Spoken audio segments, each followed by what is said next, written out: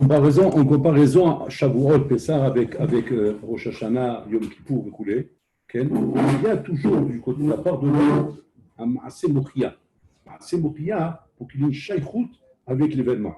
On peut pas stam comme ça se retrouver face à un événement et s'imaginer que l'événement va être mashpia sur nous si on n'a pas de shaykhout avec cette chose-là. Si on n'a pas de rapport avec la chose que nous vivons, cette chose-là ne nous concerne pas. Et ça, c'est un clal dans la vie. C'est un clal dans tout dans la vie. C'est-à-dire que tu ne peux pas être, comment dire, concerné par un événement, d'accord, si tu n'as pas un acte qui prouve que tu es lié à cet événement. Cet événement peut très bien passer sans avoir de rapport avec toi. Et tu n'es pas forcément lié à l'événement si tu n'as pas un acte qui prouve que tu es lié à cet événement.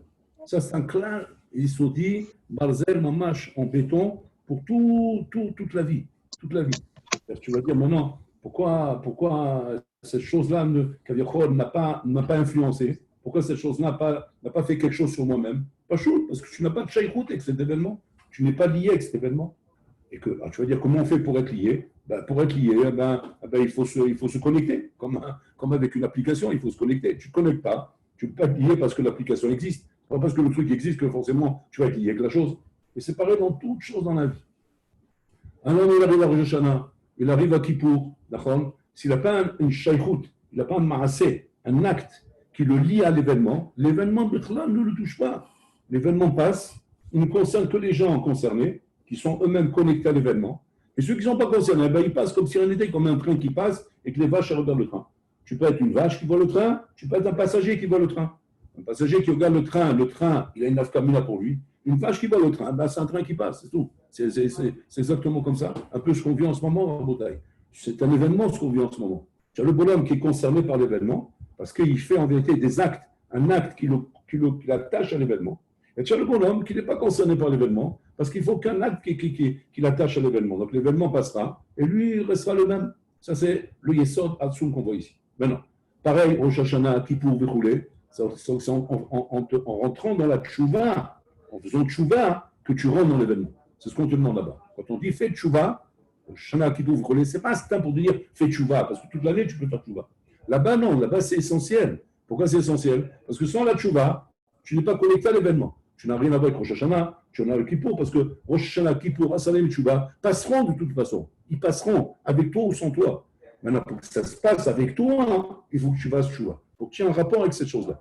Pareil, Pessah et Shavuot. Pessah et Shavuot, si ce n'est pas que Am Israël avait pris sur eux de faire Brit Mila et Korban Pessah, l'événement ne les concernait pas. La sortie d'Égypte ne les concernait pas. Comme elle n'a pas concerné 80% des Juifs qui étaient en Égypte, qui n'ont pas fait ni la Mila, ni le Korban Pessah. Ils n'avaient pas le cran. Ils n'avaient pas le cran de faire ça. C'est vrai, ce n'était pas facile, c'est une épreuve. De prendre le Talé, qui est le dieu des Égyptiens, chez qui tu as été Mishorba pendant 210 ans. Et tu auras le cran de prendre ce Talé, de l'attacher au pied du lit, et que quand l'Égyptien va rentrer le choter, avec le képi comme ça, avec la matraque dans la main, il va dire oh, qu'est-ce que c'est ça? Qu'est-ce que c'est ça que tu fais là? Il va dire qu'est-ce que je fais là? Mon Dieu m'a ordonné, et je vais le sacrifier, et je vais le manger. Tu te rends compte un peu quel cran qu'il faut? On ne se rend pas compte, parce que nous on voit ça comme un dessin animé. Mais en vérité, mets-toi à la place du Eved Yehudi. Le Eved Yehudi, physiquement et moralement, il est annulé devant le choter égyptien. Il est annulé devant lui. Moralement, il est bousillé le bonhomme. Il n'a même plus de crâne, là. Ouais. Maintenant, tu dois, devant ce goy-là, t'affirmer et dire j'ai pris le talé parce que mon Dieu me l'a demandé, je l'ai attaché au pied du lit d'une manière abominable, c'est genre je suis mzazelbo, c'est je le néglige, je le blase, comme ça attaché au pied du lit pendant 4 jours, et après je vais lui faire un sacrifice. Wow, quelle puissance la bouteille. Ça en vérité c'était le Maaseh Mokhia dont Hachem avait besoin pour que tu aies un rapport avec la sortie d'Égypte. Sinon la sortie d'Égypte ne te concerne pas. Bon, alors là, nous, on s'imagine toujours, quel problème, bon, même si je ne suis pas cher, ça va, il a décidé qu'on sorte. On sort, allez, c'est bon, on a organisé un vol, ouais, on monte tous dans l'avion et on s'en va. Non, ça ne marche pas comme ça, Rabotai. Hachem peut tout, mais Hachem, Kaviachol, entre guillemets, j'emploie des langages humains, c'est pas, Hachem ne fera pas ça, ne fera pas ce que la règle l'interdit. Hachem ne te donnera pas ce route-là de sortir d'Égypte si toi-même tu ne t'es pas mis dans ce matzav-là, d'être concerné par la sortie d'Égypte. Et pour cela, il y avait 2 conditions, Brit Mila et Korban Pessah. Donc on voit ici que ce Yesod revient tout le temps. Tout le temps. Et ça, c'est tout dans la vie, dans tout dans la vie. Tu peux pas maintenant te dire, maintenant, je ne sais pas moi, je veux être zoché d'une chose X, je veux avoir le mérite de cette chose X, La question qu'on doit te demander tout de suite, qu'est-ce que tu fais pour ça? Qu'est-ce que tu fais pour ça? À part de le demander, tu fais quelque chose pour ça? Parce que des fois, on demande, mais on ne fait rien pour ça. Et la chose n'arrive pas. Et on ne comprend pas pourquoi elle n'arrive pas. Ben, c'est simple. Parce que, mis à part le fait de demander, qu'Hachem peut comprendre que tu le veux, d'accord? Mais ce n'est pas suffisant de le vouloir. Il faut aussi faire quelque chose, faire ce qu'il faut pour ça. Tu fais ce qu'il faut pour ça ou non? Ben, non, je ne le fais pas. Ben, ça n'arrivera jamais. Pareil, tu ne peux pas te retrouver dans un avion si tu ne prends pas un billet. Même si tu pries constamment, je veux voyager, je veux voyager, je veux voyager. Il n'arrête pas de prier. Il est devant l'agence de voyage, rien qu'il fait des filotes, des télim, il fait des télim 4 fois par jour, etc. Il fait des salam il se met par terre, il fait des ta'aniot, il fait des gigoulés chédek, il va dans la montagne, il redescend, et le maasé, un bonhomme, il est venu comme ça, les mains dans les poches, où il a pris le billet d'avion, il a voyagé sans télim, sans. Lui, il a encore la main en train de tourner, il n'a même pas pu monter dans la cabine de l'avion. C'est quoi la nafkamina? C'est quoi la différence? La différence, c'est pas chaude. Il faut un acte, il faut un maasé. Matan Torah, c'est pareil. Les Bnei Israël Bichla ne pouvaient pas arriver à l'événement de Matan Torah, d'accord, même si Hachem veut leur donner la Torah. C'est pas qu'il y a un safek, Hachem veut leur donner. Il ne peut pas arriver à cet événement si jamais ils ne font pas un maasé qui les met au niveau de l'événement. C'est quoi le maasé? Naasé Benishma. Si Bnei Israël n'avait pas dit Naasé Benishma, d'accord, on se rencontrait tourner dans le désert là-bas, Bichlal, et on n'aurait même pas reçu la Torah. Donc il faut une shaykhout, il faut que tu sois relié à l'événement. La relation avec l'événement, c'est ce que tu as dit, Naasé Benishma, et que là-bas, Rabotai, ce n'est pas des paroles stem, c'est dur comme parole. C'est un contrat que je signe, Naasé Benishma, c'est-à-dire je fais et après je comprends. Donc je ne te demande pas de comprendre à l'avance. Et ça, Rabotai, ça a valu au Bnei Israël, le srout de recevoir la Torah. Donc on voit chaque étape, comment Monash elle est liée avec l'événement, et ça se représente quelque chose de ikari, quelque chose de fondamental. Et ce n'est pas là pour toute chose dans la vie. Donc dans toute chose, il y a d'abord la chose qu'il faut faire pour arriver à se créer dans l'événement. Maintenant, de là, on va essayer de comprendre maintenant ma yesod chez le Matan Torah. C'est quoi le yesod de Matan Torah? Parce que tous les ans, on revient à Shavuot. Shavuot, comme dit Rav Dessler, ou Pessah, ou Sukkot, il n'est pas une date anniversaire.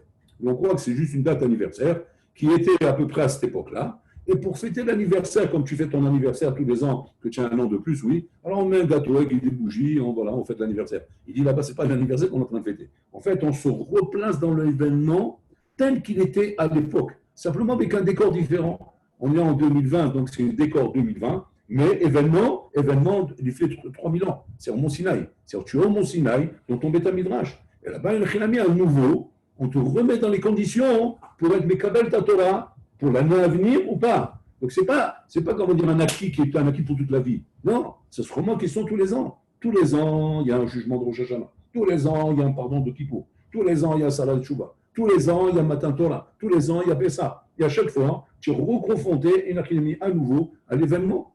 Maintenant, comment ton comportement, surtout vis-à-vis de l'événement? Et là, la question se pose. Si c'est comme ça, que Pessah n'est pas simplement un anniversaire, c'est l'événement lui-même, d'accord? Alors, qu'est-ce que nous, on doit faire pour une Akhinami, être dans l'événement et pouvoir dire qu'on a reçu la Torah? Parce que sinon, tu n'as rien reçu. Alors, il y a des biens. Si on se pose la question, la fête de Matan Torah que nous fêtons, d'accord, est en Sivan. Nous sommes en Sivan. Sivan, si on réfléchit bien, on reprend les faits historiques, vous allez voir que c'est un peu bizarre. C'est un peu bizarre. Le malheur historique, il est très bizarre.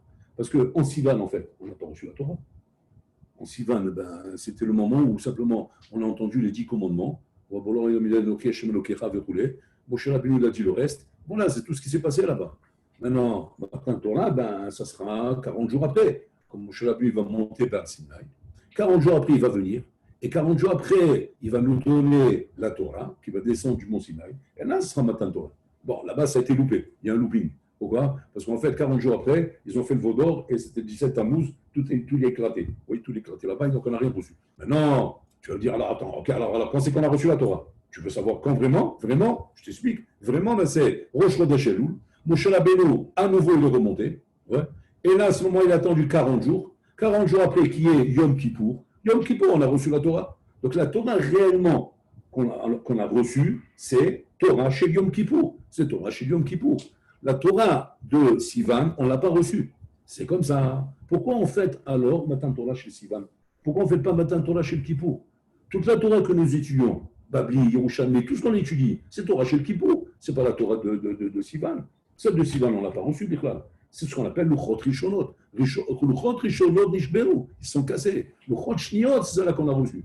Quelle est la différence entre les deux, le Chot? Ça n'a rien à voir. Le Chot Rishonot, c'est Torah d'Hachem. C'est la Torah d'Hachem directement. C'est celle qu'on n'oublie jamais, qu'on comprend tout de suite dès qu'on l'apprend, qu'on n'est jamais chochéa, on n'a pas besoin de faire des chazarot, ça reste dans la tête. Cette Torah, c'est une Torah qui ratisse le Yitzhara. Il n'y a pas de Yitzhara avec cette Torah. C'est une Torah chez Ben Aholim, il n'y a pas de Yitzhara.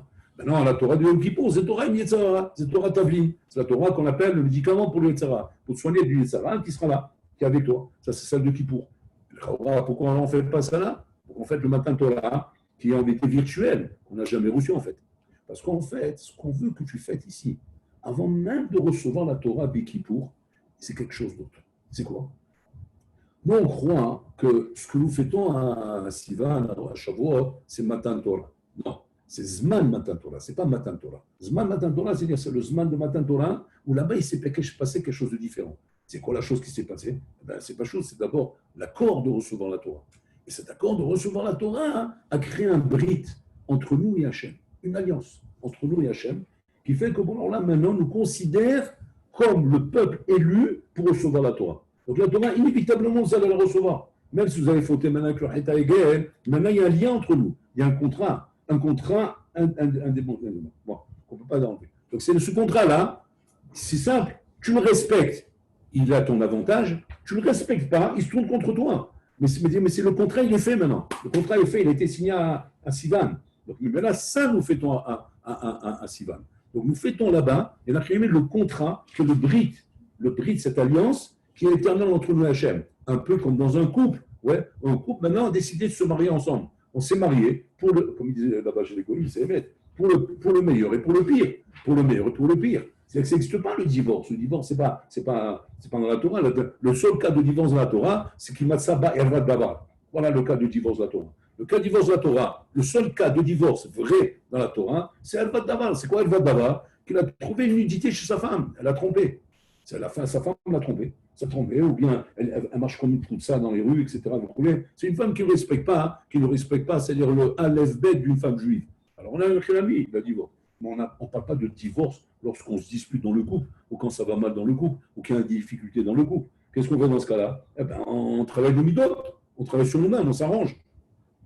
Voilà le couple avec Hachem. Le couple avec Hachem, c'est qu'Hachem sait qu'il va y avoir des bonnes scènes de ménage et des mauvaises scènes de ménage. Qu'est-ce qui se passe avec ça? Eh bien, quand les bonnes scènes elles sont bonnes, eh bien, on sera ensemble au Beth Amikdash. Quand c'est mauvais, on sera de Shabbat, ce sera le massacre. Ouais. Mais on reste avec Hachem. La Shoah, c'était avec Hachem, ce n'était pas en dehors d'Hachem. Seulement, c'était une période difficile dans le sens où il y avait une scène de ménage, il y avait un problème ici. Ça, c'est ce qu'on appelle le Brit à Shavuot.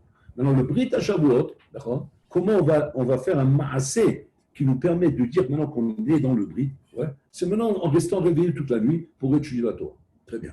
Cette veillée que nous faisons, bon, disons, on va dire, selon les pratiques, le tikkun, on fait le tikkun, donc on fait la veillée. Bon, il y en a qui étudient, il y en a qui font le tikkun, peu importe. Mais en tout cas, se concentrer d'études que tu fais ce soir-là, comment les maassés, il va être à notre époque, parce que nous, on n'est plus au Mont Sinaï, il n'y a plus Naasé Benishma. C'est Benishma, il a été dit là-bas. Maintenant, comment nous, on monte par là qu'on veut être avec Hachem? C'est exactement comme dans un shidour. Dans un shidour, on veut rencontrer, par exemple, un garçon avec une fille, on veut les marier ensemble. Alors là, on fait d'abord un shidour. Un shidour, c'est on les présente. On les présente l'un avec l'autre, ils ont fait leur birourim, ils ont pris leur renseignement, ils ont vu qu'effectivement, ça a l'air de coller. Ça a l'air de coller. Maintenant, ils se rencontrent ensemble.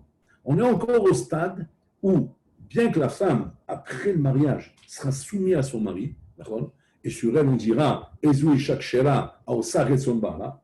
Une femme Shera, c'est une femme qui a fait la volonté de son mari. C'est qu'une femme Shera, dans la Shkafa de la Torah, c'est une femme soumise à son mari. Elle est soumise à son mari, elle fait la volonté de son mari. Ça, c'est une femme Shera. Elle est Zerkenekdo, elle a son mot à dire, elle a ses yanim brûlés, mais elle est soumise à son mari. Maintenant, avant le mariage, c'est autre chose. Avant le mariage, Einisha Mitkadeshet et la Midata, il faut qu'elle soit d'accord. Donc, c'est-à-dire qu'au stade du Shidour, il faut qu'il accorde des deux côtés. Maintenant, le Shidour veut dire présentation pour proposition d'accord. Quand on fait le Shidour avec Akoshbou pour recevoir la Torah, c'est une proposition. Bon, alors là, on nous propose la Torah. C'est qu'Hachem Kaviachol nous demande si on est prêt à se marier avec lui, si on est prêt à faire ce Shidour. Nous-mêmes, on doit dire oui ou non, accepter ou pas accepter. Hachem n'impose pas. Comme il n'a pas posé au Goïm, il ne nous impose pas à nous non plus. Du moment où on a accepté, donc on devient automatiquement la compagne d'Hachem. On devient Ishto chez la Kadosh Baruch Hu, Kaviachol. Comme dans un mariage, cette femme qui se marie avec Hachem, elle est Mitkadeshet. Mitkadeshet, c'est-à-dire Neseret Ekol HaOlam. Elle est interdite à tout le Olam et elle est réservée à son Khatam. C'est ça le lien de Mitkadeshet.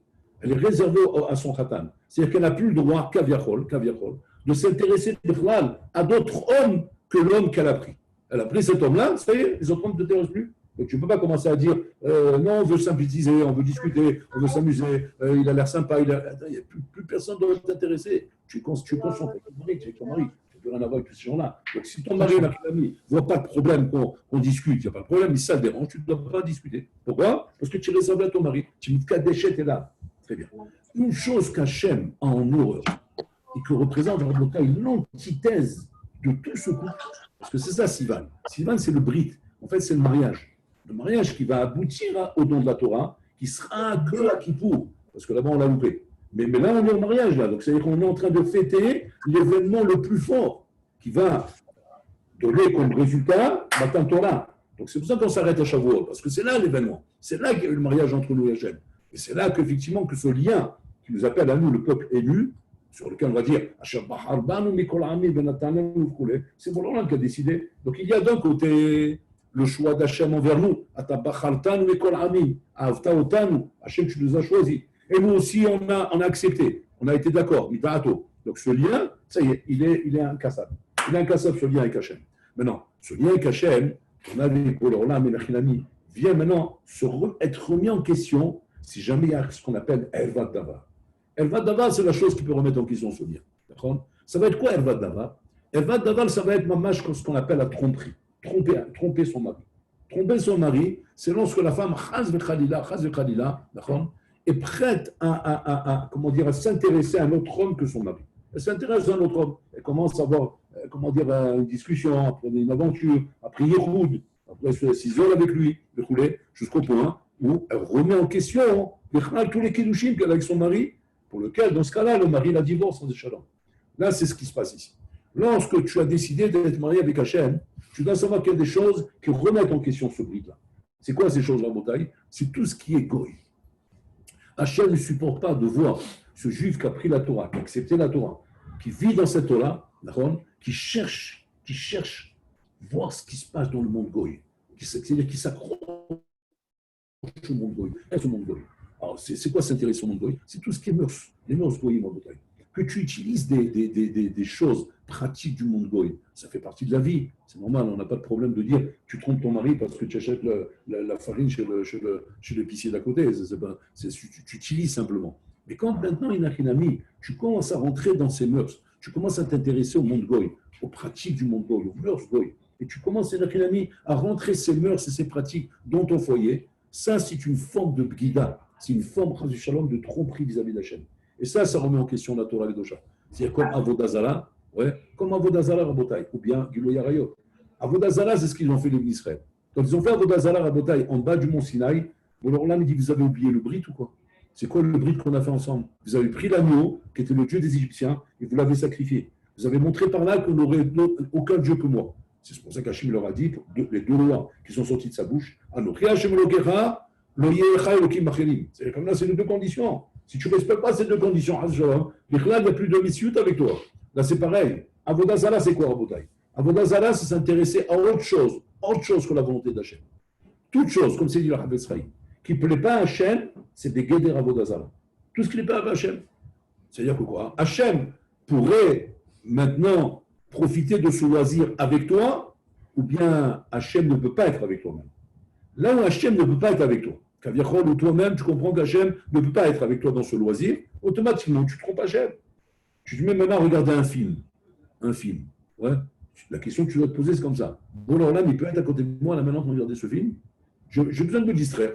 J'ai besoin de me détendre. Est-ce qu'Hachem peut regarder ce film? Ouais. Si maintenant, toi, tu reconnais honnêtement, non, Hachem ne peut pas regarder ce film. Alors, toi non plus, tu as le droit de regarder. C'est que être avec Hachem, c'est pas Kaviachol, un rapport Chitsoni. Chitsoni, c'est extérieur. Comme je suis avec mon patron. Alors, avec mon patron, j'ai une certaine fonction, j'ai un certain rapport, mais au-delà de ça, j'ai ma vie personnelle. Je ne suis pas marié avec lui. Donc, je peux avoir un rapport professionnel avec lui qui me tient sur beaucoup de choses, mais pas dans ma vie privée. Ma vie privée, elle ne regarde pas. Donc, il ne peut pas, maintenant, le patron, dire non, comment vous travaillez chez moi et comment vous faites ça, ça ne te regarde pas. Ça, c'est ma vie privée. Avec Hachem, ce n'est pas comme ça. Avec Hachem, c'est une vie privée. Ce n'est pas un patron. Ce n'est pas une mitzvot Hachem à qui on demande. On demande juste pour nous donner des choses. Hachem, on prie. Il y a des gens qui, leur relation avec Hachem, c'est rien qu'une relation de distributeur. On prie Hachem pour qu'il nous donne des choses. On prie pour la parnassa, on prie pour la santé, on prie pour la salaha, on prie pour la salaha dans le limou, etc. C'est un essai tout ça. C'est commercial. Un rapport comme ça avec Hachem, ça n'intéresse pas pour l'Olam. Une fois le Khatam Sofer, à Shavuot, les Talmudim ont vu comment ils s'allongeaient dans la tefila. Ils s'allongeaient beaucoup. À tel point que les Talmudim sont mis à faire le calcul du temps qu'ils ont perdu par la tefila sur laquelle ils sont allongés et que le limoud qu'ils auraient gagné de ça. Avec ça, ils auraient pu être maspiques énormément. Surtout le jour de Shavuot, où là-bas, c'est un jour très important pour étudier la Torah. Ils ont entendu terminer. Ouais, ils ont envoyé un élève, bon, qui savent que lui, il n'a pas peur de parler avec le Khatam Sofer. Ils avaient tous peur de parler avec lui. Alors, ils ont envoyé l'élève. Ils ont dit, il ne va pas lui demander. Alors, il est venu voir l'élève, il est venu voir le Khatam Sofer. Il dit, je viens inviter, je viens au nom de tout le monde. Ce n'est pas comme moi qui pose la question. On ne comprend pas, Godra. Vous êtes allongé énormément dans la tefila. Ouais. À cause de vous, grâce à vous, bon, je ne sais pas comment on peut dire ça, on a perdu beaucoup de temps.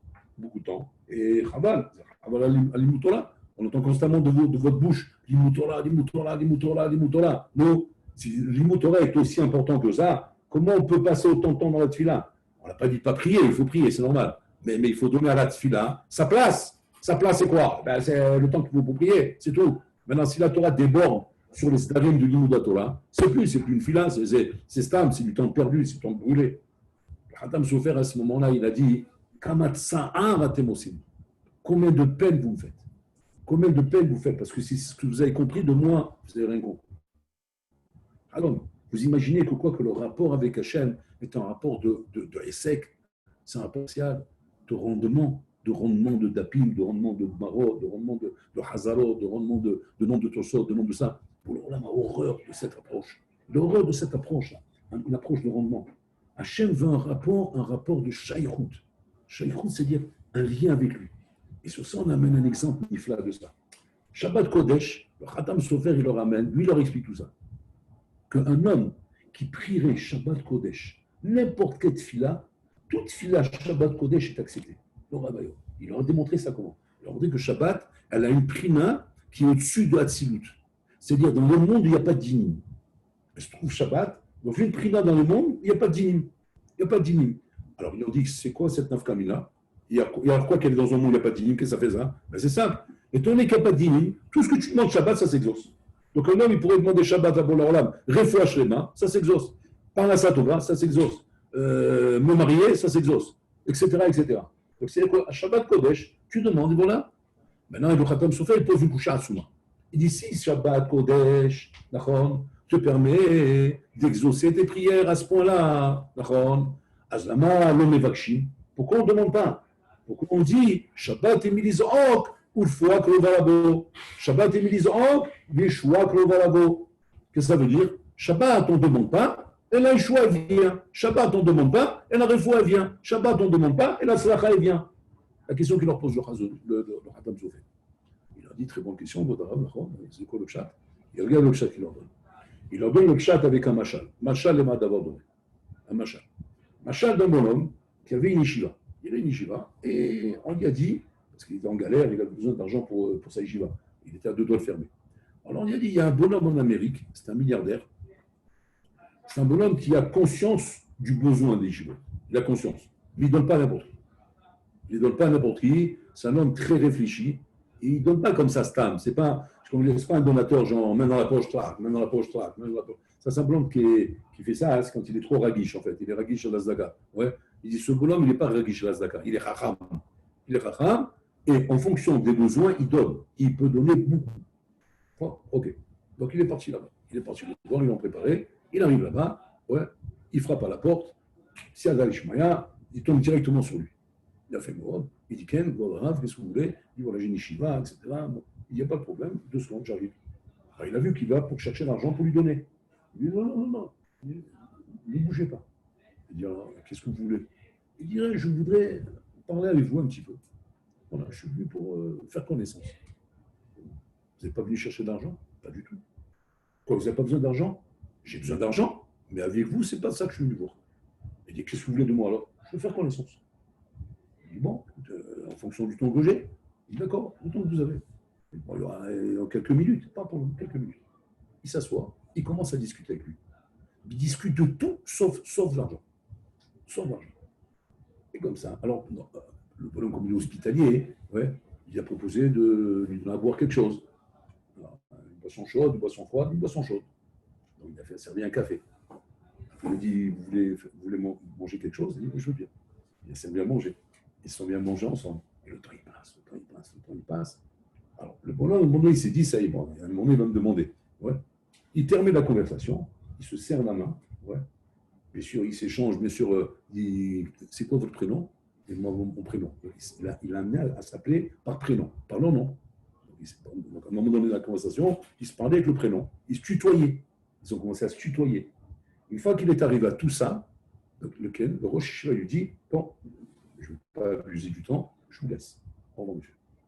Au revoir, Jean-Jacques, je ne sais pas quoi. Ouais, il appelle pas son prénom. L'autre, il est épaté. Il dit, mais attendez, vous êtes venu d'Israël? Il dit, oui, c'est un long voyage, Israël. Oui, c'est vrai.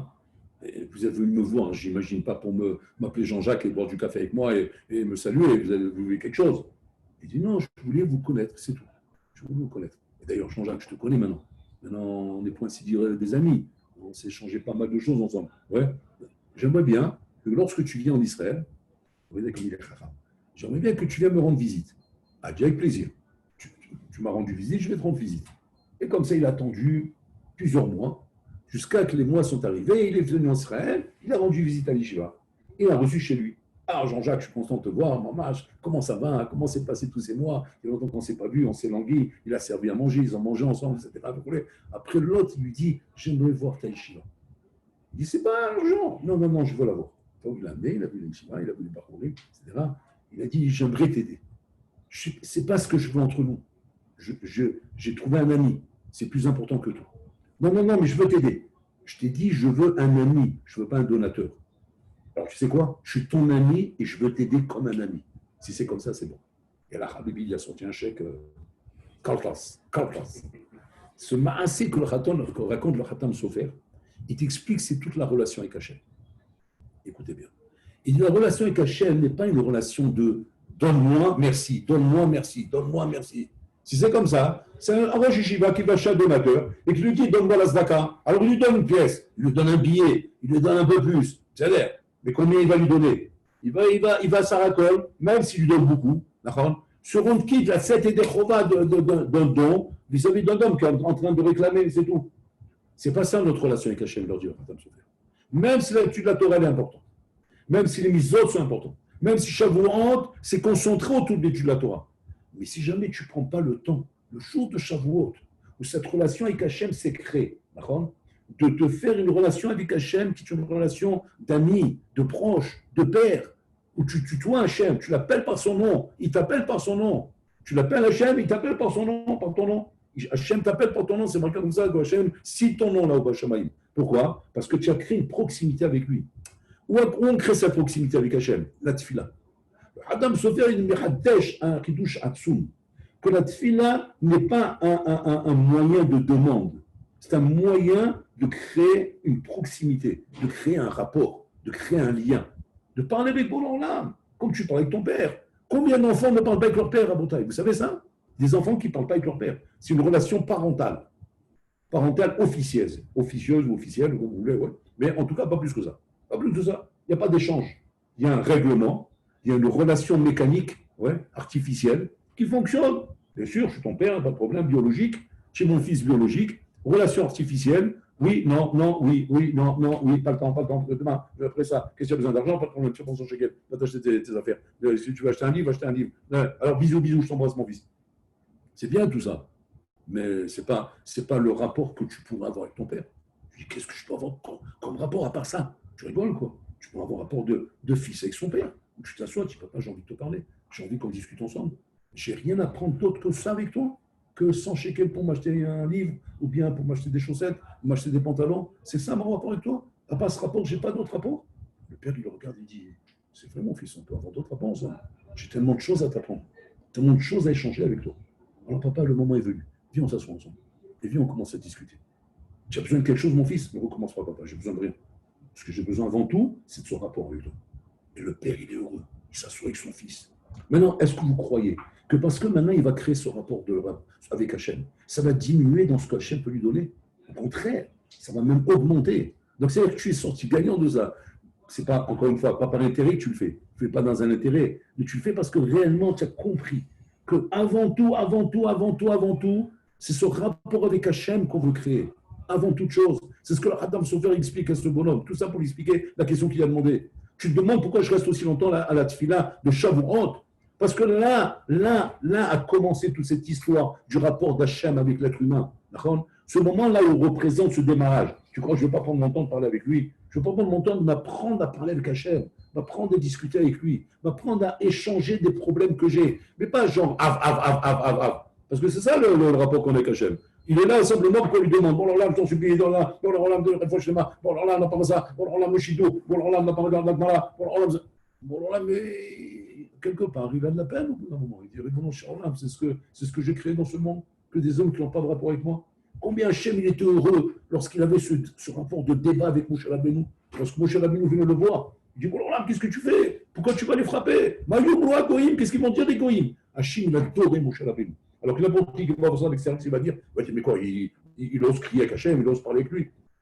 Mais bon, là, il est heureux de ça. Pourquoi? Enfin un rapport avec moi, enfin on discute avec moi. Enfin ça existe de voir un homme me parler. Et bon, là, on n'a pas hésité de faire toutes les filotes de la chambre Nocha, le tutoyer pour pouvoir l'appeler par son nom. Le tutoyer et l'appeler par son nom. Ce sont les deux règles pour créer une relation humaine. Comment on crée une relation entre deux personnes? Tutoyer et appeler par son nom. Quand tu rencontres un homme dans l'avion, puis toi tu as sympathisé, tu trouves sympa le bonhomme. La première chose que tu fais pour créer la relation plus chaleureuse, qu'est-ce que tu dis? Ça me ferait plaisir. Je m'appelle Jean-Jacques, et toi Laurent, ok, on s'appelle par longtemps. Et tu me tutoies, tu enlèves le vous. Qu'est-ce que j'ai enlevé? J'ai enlevé deux grosses barrières. C'est plus monsieur, vous. Ouais, c'est l'iceberg, c'est genre le glacier. J'ai enlevé le glacier, j'ai tout enlevé. Maintenant, ça y est, on peut se parler maintenant. Et qu'est-ce qui va se passer? Tout de suite va se créer entre nous, Mama Shenachilami, une intimité de choses qu'on peut parler, qui sont des problèmes personnels, qu'on peut échanger sans être gêné. Voilà ce que Hachem veut. Hachem veut que dans la tefila, tu puisses être choper libi, et shpor et libi. Maman, vider ton sac, vider ton cœur avec Hachem, montrer qu'est-ce qui plaît, qu'est-ce qui ne plaît pas, qu'est-ce qui va pas. La même manière que tu parles avec quelqu'un de proche de toi, avec qui tu es à l'aise de parler, voilà le cœur de la voda de Shavuot. Le cœur de la voda de Shavuot, c'est pas combien de limites tu vas faire ce jour-là, combien de tapis tu vas terminer ce jour-là. Oh, il va voir si c'est ça notre approche, Rabotai. C'est une approche commerciale, c'est une approche de rendement. Bon, alors là, il en a ras-le-bol de ce genre d'approche. Elle existe, approche. Elle est bien quelque part pour le klal. Elle est bonne pour le klal, mais elle n'est pas bonne pour le prat. Pour le klal, elle est bonne parce qu'elle donne une allure à taille d'investissement. Mais pour le prat, elle est mauvaise. Pourquoi? Parce qu'elle ne donne aucun rapport. Aucun rapport peut sortir de là. C'est stérile. C'est un rapport stérile. Il n'y aura pas un bébé qui va sortir de là. Pour qu'un bébé sorte, il faut un rapport, il faut un kéchir, un lien avec Hachem, un lien de discussion, de parole, de crainte, de soucis qu'on peut parler avec lui en Bretagne. C'est pour ça qu'il dit ce jour-là, je dois prendre mon temps de prier, je dois prendre mon temps de m'allonger. Et ce qu'il disait David Amelech. David Amelech nous a dévoilé le sod de toute la relation avec Hachem. Et regardez comme il dit David Amelech. Ma'avti Torah techa. David Amelech, il dit combien j'aimais ta Torah. Mais là, il y en a, il dit pourquoi il dit Ma'avti Torah techa? Il aurait dû dire comment j'ai aimé ta Torah. Ça voudrait dire pourquoi j'ai aimé ta Torah. Pourquoi j'ai aimé ta Torah? Dans la traduction exacte des mots. Il dit Kolayom Isirati. Il répond à ça. Il répond qu'en vérité, qu'est-ce qui a fait que j'ai aimé ta Torah? Parce que Kolayom Isirati. Regardez ça, Hatsum.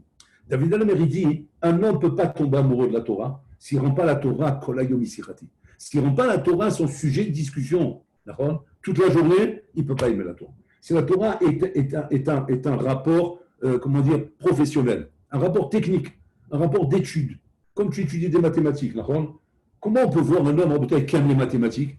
C'est quand il va finir ses études en amphithéâtre là-bas, il va sortir de l'amphithéâtre, où là tu vas voir la majorité des étudiants, ils parlent de tout sauf des mathématiques. Maintenant, tu en as un, il attrape le prof, il n'arrête pas de parler de mathématiques. Le prof, qu'est-ce qu'il va lui dire? Waouh, vous adorez ça, vous? Ben oui, j'adore. C'est ce qu'il dit David Amelech. Qu'est-ce qui fait que réellement j'aime la Torah? Ce n'est pas le fait qu'on me voit étudier aux horaires, on voit étudier dans les darim. On peut à rigueur appeler ça étudiant sérieux. Voilà, il est sérieux, il respecte les darim, il est discipliné. Que ça veut dire. Mais par contre, pour dire, maintenant, il aime la Torah, ouais, c'est comme maintenant, tu vas voir comment il parle de ça constamment. Il parle de ça. Kol hayom. Il n'a pas dit Arbe Sirati. Kol hayom Sirati. David Amelech, qui est un roi, qui a des affaires du palais, il a des discussions, il a des affaires, il a des choses, il a plein de choses. On parle d'un roi, Rabotai. Qu'est-ce qu'il te dit? Kol hayom Sirati. C'est-à-dire, je prends très peu de temps pour mes affaires par rapport au palais. Je suis constamment en train de parler de ta Torah. Pourquoi? Parce que notre ami, c'est ça que j'aime. Ce que j'aime, c'est quand je me mets à parler de ça constamment en Botaï. Et ça, c'est le yesod même de tout ce que la Torah peut nous apprendre en Botaï. Ce kécher et ce lien qu'on a avec la Torah. Chez Marie.